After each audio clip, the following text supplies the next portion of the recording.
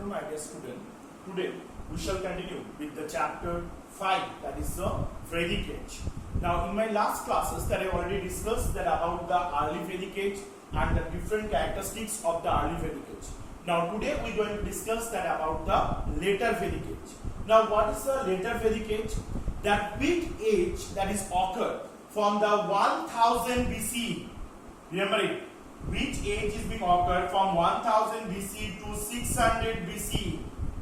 This age or the particular period of time is known as the later Vedic age. Again I repeat, that which time or the duration of time that is present between the 1000 BC to 600 BC. This particular time of period in history is known as the later Vedic age. Now today we discuss that about the later Vedic age, there are two characteristics. What are the two characteristics? First one about the political life and second one about the social life of the later Vedic age. Now first is about the political life. That in the later Vedic age the king became so powerful, and the king it became in the early Vedic age you read the king is not so much as powerful, but in the later Vedic age it been changed. The king became so powerful in the authority, and also that one thing's also been changed. That time the king the position is being hereditary. What is the meaning of hereditary? That according to the generation wise, the king is selected according to their generations. Means the king after that his son, again the generation wise it been continued. But in the later Vedic age, these things did not happen.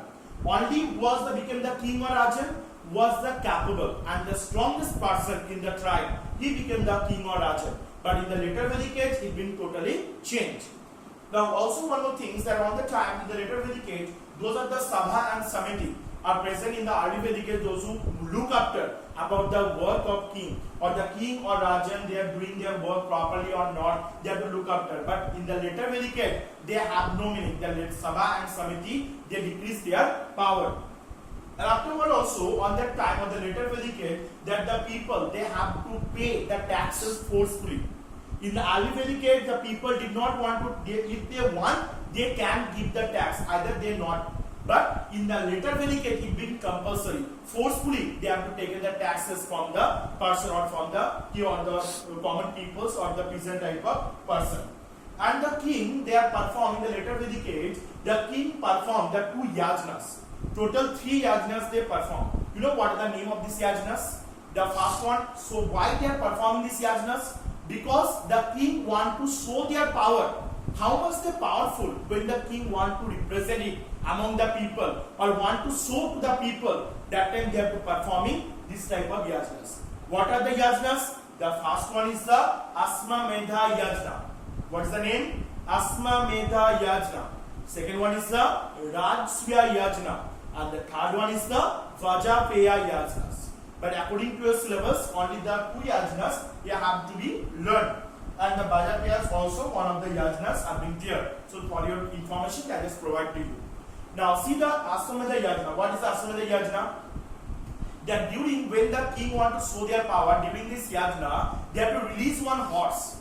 And how much area or the horse is being traveled, the full region it's conquered by those are the king are performing these yajnas. And if any king or ruler, they have to prevent the horse, that time this ruler should fight with the performing or the which ruler they performing these yajnas.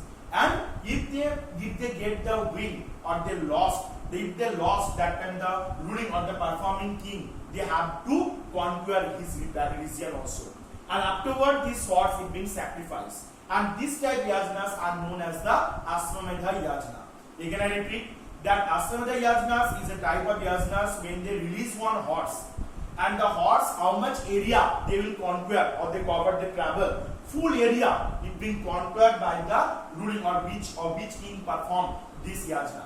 And also if any king or the ruler, if they protect the horse, that time they should fight with the performing king or their armies. And if he lost, that time his kingdom also be conquered by the people of the king.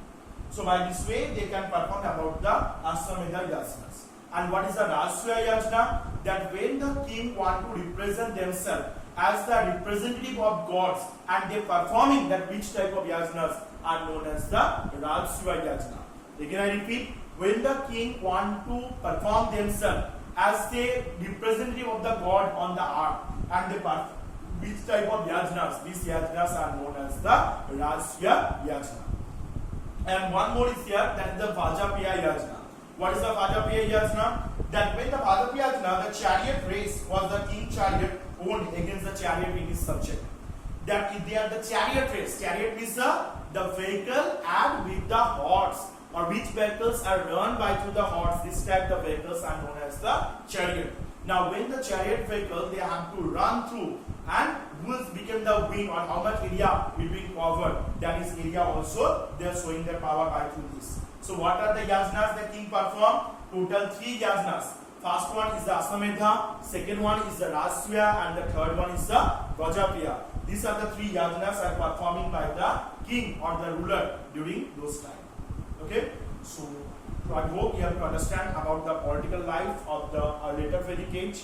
So today I am sure in the next class I discuss about this social life.